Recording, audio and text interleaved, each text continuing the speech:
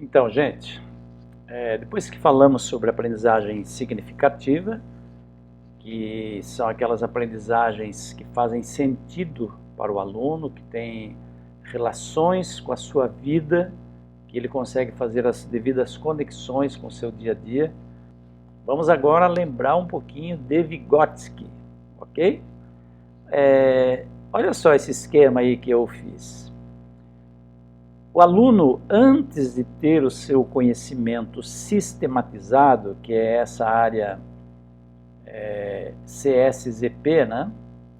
Ele tem os seus conhecimentos espontâneos, que é essa área do CEZR. O que é isso, gente? O aluno ele já vai acumulando conhecimento, que nós chamamos de conhecimentos espontâneos, conhecimentos que não são sistematizados, conhecimentos empíricos, conhecimentos do senso comum, né? E essa área aí em que ele desenvolve esse tipo de conhecimento, o Vygotsky chama de zona de desenvolvimento real, ou zona real, área real de desenvolvimento.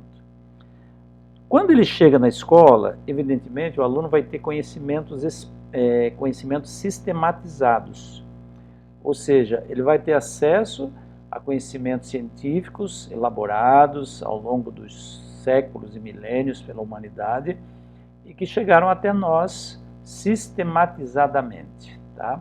São os conhecimentos sistematizados. Essa possibilidade, Vygotsky chama de área de desenvolvimento potencial, ou seja, você pega o aluno hoje, como é que ele está hoje, com seus conhecimentos espontâneos, a sua realidade hoje, e você tem que saber que ele tem um potencial para se desenvolver.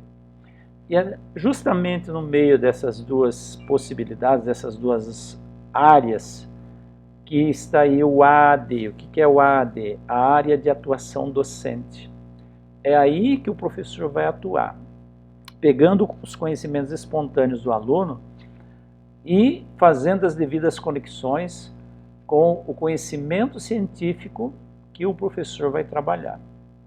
E o aluno conseguindo fazer essas conexões, essas ligações, esses links, ele vai se desenvolver muito mais, porque aqueles conhecimentos sistematizados que ele está aprendendo agora com o seu professor, ele está desenvolvendo o seu potencial, ele está fazendo ligações com os conhecimentos espontâneos que ele já trouxe da vida dele, certo?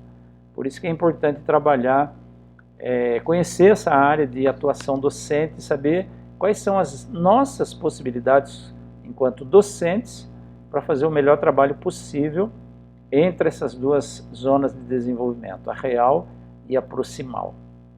Então veja bem, é preciso levar o aluno a pensar, a raciocinar quando a gente aplica uma avaliação. E é importante a gente identificar, pessoal, como que estão sendo elaborados os enunciados das nossas avaliações.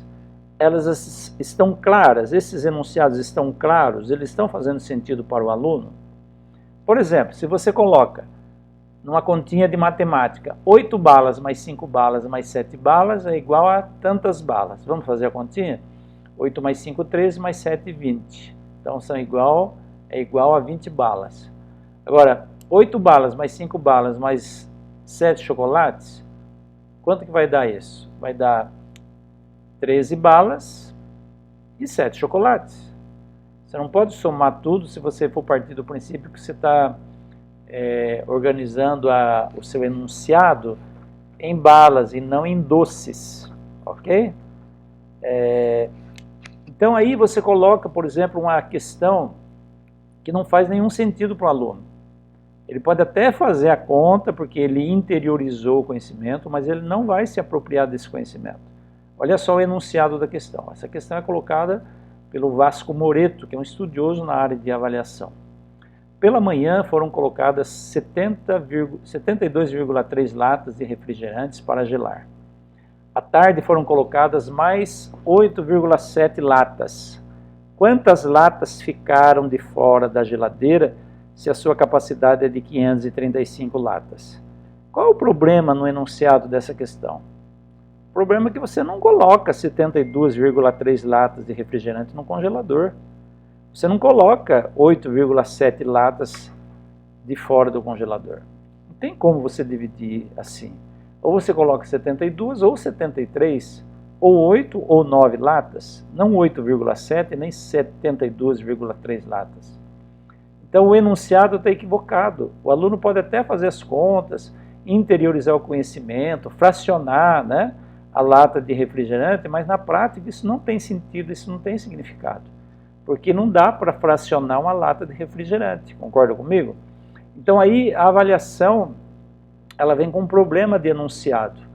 E aí você não está trabalhando com o aluno uma aprendizagem significativa, porque isso não vai fazer sentido para a vida dele. Tá? Então a gente tem que pensar na perspectiva de uma avaliação formativa. O que é a avaliação formativa? A avaliação formativa é aquela avaliação que supera o paradigma tradicional de avaliação. Ou seja, abandona-se a avaliação unilateral, aquela avaliação que só o professor avalia e o professor não é avaliado. Esse é o paradigma tradicional de avaliação. A avaliação que só é classificatória, nós vamos discutir isso mais daqui a pouco, né? Qual que é o problema de avaliação classificatória? O problema não é classificar, o problema é o que fazer com essa avaliação que você classifica.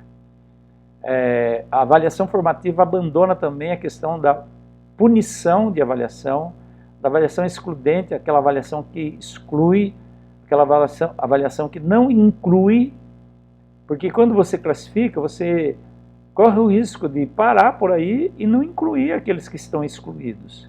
E aí que está o grande problema, mas nós vamos discutir isso nas aulas seguintes. Tá?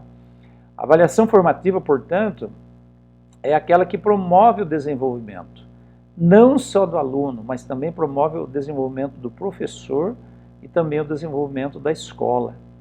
Ela é mediadora, ela é emancipatória, ela é dialógica, ela é integradora, democrática e participativa. Tudo isso, gente, todas essas características são características da avaliação formativa. É uma avaliação comprometida com a aprendizagem e com o sucesso de todos. A avaliação que classifica e para por aí, fulano passou, fulano reprovou, tá, mas o que eu vou fazer com isso de agora em diante? Não vou fazer mais nada, eles reprovam, faz o ano seguinte de novo, né? E os que passaram prosseguem. Aí eu estou classificando por classificar, eu não estou tendo compromisso com a aprendizagem e com o sucesso de todos. E nós, como professores, nós devemos ter esse comprometimento, né? Não estamos ensinando apenas para receber o nosso salário, estamos ensinando porque queremos ver desenvolvimento, somos comprometidos com o sucesso de todos. A maior alegria do professor é que todos os seus alunos tenham sucesso. Por isso que eu digo que a nossa meta de aprovação sempre deve ser 100%, nunca menos do que isso, 100%.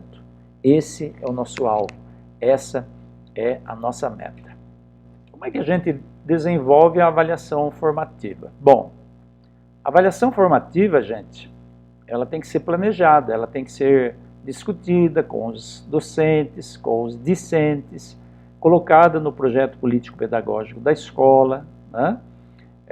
Tendo um olhar assim, de que aluno que eu estou falando, quem são esses alunos, qual a sua faixa etária, quais são os seus interesses, em que comunidade eles vivem, o que eles querem, o que se espera deles, e o que eles querem para eles. Tudo isso são coisas que devem ser discutidas e planejadas para que se elabore e se aplique uma avaliação formativa. Outra coisa importante é a autoavaliação. Dentro do aspecto da avaliação formativa, discutir a autoavaliação, aplicar a autoavaliação com o aluno, porque a autoavaliação faz com que o aluno assuma a responsabilidade pela sua aprendizagem. Lembrando a vocês que a autoavaliação não é a autonotação, não é um aluno dar nota para si mesmo, mas ele fazer aquela reflexão, onde foi que eu errei, por que eu errei, onde eu posso avançar, onde eu avancei, como eu estava no início e como eu estou agora. São reflexões pertinentes à avaliação formativa. E é muito importante, muito relevante que o professor trabalhe esse tipo de autoavaliação com o aluno. E trabalhar a autoestima dos alunos, né? Evitar aquela ideia de competitividade desnecessária, a ideia de falta de capacidade. Fulano acertou porque ele é bom, você não é tão bom assim, por isso que você errou. Tem uma escritora chamada Maria Helena Souza Pato, que ela fala de profecias autorrealizadoras. Ou seja, o professor fala tanto que o aluno não está bom, que ele não é bom, que ele não tem capacidade, que o aluno começa a incorporar esse pensamento, esse conceito. E aí, quanto mais ele tenta se desenvolver, mais para trás ele vai ficando, porque existe ali uma profecia autorrealizadora. Ele não consegue deixar de pensar que alguém acredita que ele é um fracassado. E é interessante pensar nisso, porque os pensamentos negativos, eles correm o risco de ficarem muito mais gravados profundamente na nossa mente do que os pensamentos positivos.